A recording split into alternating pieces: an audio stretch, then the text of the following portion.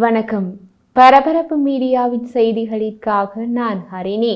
அமெரிக்காவுக்கு உலக அளவில் பல எதிரிகள் உள்ள நிலையில் அமெரிக்கா ஒரு தாக்குதலை நடத்தலாம் என்ற சாத்தியத்துடன் தற்போதுள்ள ஒரே ஒரு எதிரி ஈரான் தான்.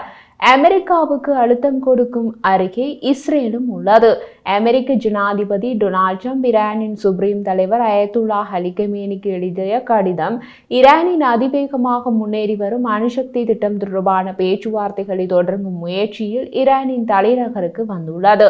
கடிதத்தின் உரை வெளியிடப்படவில்லை என்றாலும் ட்ரம்ப் ஈரான் மீது தனது அதிகபட்ச அழுத்த நடவடிக்கைகளின் ஒரு பகுதியாக புதிய பொருளாதார தடைகளை விதிப்பது தொடர்பாக கடிதத்தில் எழுதப்பட்டிருக்கலாம் என்று பரவலாக ஊகிக்கப்படுகிறது. அதை தவிர ஈரானுக்கு எதிரான இராணுவ நடவடிக்கை ஒரு சாத்தியம் என்று அமெரிக்க ஜனாதிபதி டொனால்ட் ட்ரம்ப் பரிந்துரைத்திருக்கலாம். அதே நேரத்தில் ஒரு புதிய ஒப்பந்தம் எட்டப்படலாம் என்று ட்ரம்ப் இன்னமும் நம்புவதாக தெரிவித்திருக்கலாம் என்று ஊகிக்கப்படுகிறது. காரணம், அந்த நடவடிக்கைகளை பற்றி ட்ரம்ப் ஏற்கனவே வெள்ளை மாளிகையில் வைத்து செய்தியாளர்களிடம் தெரிவித்திருந்தார். ஈரானின் 85 வயதான சுப்ரீம் தலைவர் அயத்துல்லா அலி கமேனி ட்ரம்பை கேலி செய்துள்ளார்.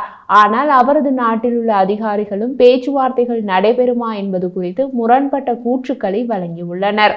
ட்ரம்ப் ஏன் கடிதம் எழுதினார்? ட்ரம்ப் மார்ச் 5ஆம் தேதி கமேனிக்கு கடிதத்தை அனுப்பினார். அடுத்த நாள் ஒரு தொலைக்காட்சி நேர்காணலை வழங்கினார்.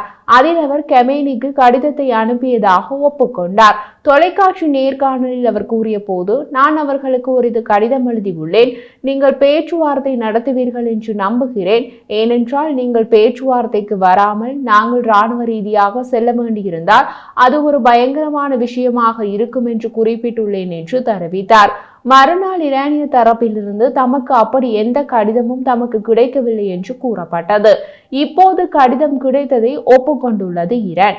வெள்ளை மாளிகைக்கு திரும்பியதிலிருந்து ஜனாதிபதி ட்ரம்ப் ஈரானுடன் பேச்சுவார்த்தைகளுக்கு அழுத்தம் கொடுத்து வருகிறார். அதே நேரத்தில் ஈரான் மீதான பொருளாதார தடைகளை உயர்த்தி இஸ்ரேல் அல்லது அமெரிக்கா இராணுவ தாக்குதலை நடத்தி ஈரானிய அணுசக்தி தளங்களை குறிவைக்கலாம் என்றும் பரிந்துரைத்தார். ட்ரம்ப் தனது முதல் பதவி காலத்தில் ஈரானுக்கு எழுதிய கடிதம் சுப்ரீம் தலைவரிடமிருந்து கோபமாக பதிலை பெற்றுக் கொடுத்தது. ஆனால் ட்ரம்ப் தனது முதல் பதவி காலத்தில் வடகொரிய தலைவர் கிம் ஜாங் உன்னுக்கு எழுதிய கடிதங்கள் நேருக்கு நேர் சந்திப்புகளுக்கு வழிவகுத்தன. இருப்பினும் வடகொரியாவின் அணுகுண்டுகளை மட்டுப்படுத்த எந்த ஒப்பந்தமும் இல்லை மற்றும் அமெரிக்க கண்டத்தை அடையும் திறன் கொண்ட ஏவுகணை திட்டம் வடகொரியாவில் கைவிடப்படவில்லை. மொத்தத்தில் ட்ரம்ப் வடகொரியா வரை போய் நடத்திய சந்திப்பு எந்த பலனையும் கொடுக்கவில்லை. இப்போது கடிதம் கிடைத்ததாக ஒப்புக்கொண்ட ஈரான் எப்படி நடந்து கொண்டது? ஈரான் முன்னுக்கு பின் முரணான பதில்களை அளித்து வருகிறது. மிரட்டும் அரசாங்கத்துடன் பேச்சுவார்த்தையில் ஆர்வமில்லை என்று கமேனியே கூறினார். ஆனால் ஈரானிய வெளியுறவு அமைச்சர் அப்பாஸ் அராக்சி உட்பட ஈரானிய ராஜதந்திரிகள் தெஹ்ரான் அணு ஆயுதத்தை நாடாது என்று உத்தரவாதம் பற்றிய பேச்சுவார்த்தைகளை சாத்தியமாகும் என்று பரிந்துரைத்தனர். ஈரானின் 2015ஆம் ஆண்டு அணுசக்தி ஒப்பந்தத்திற்கான பேச்சுவார்த்தைகளில் பங்கேற்ற அராக்சி பின்னர் தனது தொனியை கடுமையாக்கினார். கமேனியின் கூற்றை பின்பற்றி அமெரிக்க அழுத்தத்தின் கீழ் பேச்சுவார்த்தைகள் நடத்த முடியாது என்றும் கூறினார். இருப்பினும் ட்ரம்பின் கடிதத்தை ஈரானுக்கு எடுத்து சென்ற ஐக்கிய அரபு அமீரக ராஜதந்திரியை அராக்சி சென்று சந்தித்தார். இதற்கிடையில் ஈரானிய வெளியுறவு அமைச்சும் பிரான்ஸ் மற்றும் ஜெர்மனியின் ஐநா தூதர்களையும் பிரிட்டிஷ் ஐநா பொறுப்பாளர்களையும் வரவழைத்து ஐக்கிய நாடுகள் சபையில் மூடிய கதவு பேச்சுவார்த்தை ஒன்றை நடத்தியது. பாதுகாப்பு கவுன்சிலில் அமெரிக்கா குறித்து புகார் அளித்தது.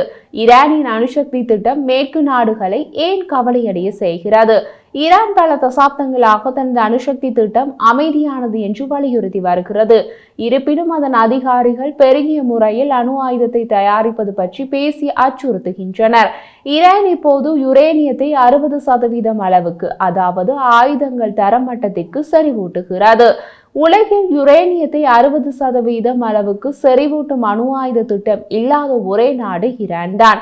அசல் 2015ஆம் ஆண்டு அணுசக்தி ஒப்பந்தத்தின் கீழ் ஈரானுக்கு 3.67% தூய்மை வரை மட்டுமே யுரேனியத்தை செறிவூட்டும் 300 கிலோகிராம் யுரேனியம் கையிருப்பை பராமரிக்கவும் அனுமதிக்கப்பட்டது.